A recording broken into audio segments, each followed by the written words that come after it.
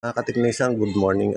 Yung mga ganitong problema, ito kwanto sa DepEd to, Megra. Yung mga ganitong problema mga kateknisyan, madaling masira tong kwan niya, Tikon. Lalo na tong kwan na to, yung LDBS niya. Ayan o. Yung LDBS niya.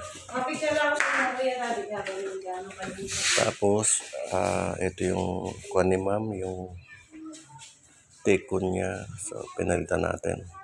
Parehas na parehas yan. Okay, so, tingnan natin kung ano na. May receive ba ako Kuya Mar sa shop mo? Wala po, temporary lang. Temporary. Kasi magpapagawa ko ng ano na. Kasi... Nga po. Sawa, ito ni.